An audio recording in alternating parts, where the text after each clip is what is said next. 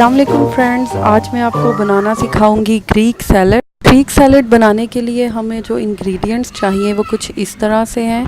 आप सब्जियां ले सकते हैं, अपनी मर्ज़ी से कोई भी सब्ज़ी ले सकते हैं जो भी आपको पसंद हो। मैं ले रही हूँ बंद गोभी, 2 अदद खीरे, 2 लीमू, 2 टमाटर और 1 अदद प्याज। जो लाजमी चीज़ें हैं इसमें वो है ऑलिव ऑयल, सीजनिंग के लिए फ़ीता लूँगी मैं, जो कि एक चीज़ की किस्म है जो कि ग्रीक सैलड का सबसे अहम हिस्सा है और ये हमें मिलेगा अल्फता से, मेट्रो से। इसको सॉल्टेड वाटर के अंदर क्योर किया गया है, जैसा कि आप देख सकते हैं। बड़े स्टोर से इजीली अवेलेबल है। और ये है ओरिगेनो लीव्स, जिसकी खुशबू बहुत ही अच्छी होती है। खीरों को मैंने गोल स्लाइसिस में काट लिया है, जैसा कि आप देख सकते हैं। स्लाइस किए हुए खीरे मैं एक बॉल में डाल लूँगी, शीशे के जार में या बॉल में मैं डाल रही हूँ, जैसा कि आप देख रहे हैं। जो टमाटर हमने लिए थे उन टमाटरों को भी मैंने गोल स्लाइसिस में काट लिया है और उनको भी मैं खीरों के साथ अपने बॉल में ऐड कर रही हूँ। 1 अदद प्याज को गोल स्लाइसिस में काटने के बाद मैं मिक्स करूँगी खीरे और टमाटरों के साथ ही उसी बॉल में। इनको भी मैंने गोल काटा है, जैसे लच्छेदार प्याज होता है। ये है बंद गोभी को मैंने चंक्स में काट लिया है और इसको भी मैं ऐड कर दूँगी अपनी वेजिटेबल्स में। आप चाहें तो इसमें ऑलिव्स भी डाल सकते हैं, कॉर्न भी डाल सकते हैं या कोई भी और सब्ज़ी डाल सकते हैं।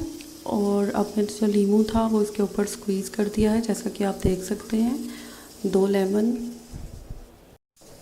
ये है ओरिगेनो, इसको मैं इसके ऊपर स्प्रिंकल कर रही हूँ अपनी वेजिटेबल्स के ऊपर, जैसा कि आप देख सकते हैं। ये बहुत ही अच्छी खुशबू वाली हर्ब है, इसकी स्मेल से आप पहले ही वाकिफ़ होंगे। पिज़्ज़ा के ऊपर इसको बहुत ज़्यादा यूज़ किया जाता है, पिज़्ज़ा के अंदर इसका फ्लेवर मौजूद होता है ओरिगेनो का।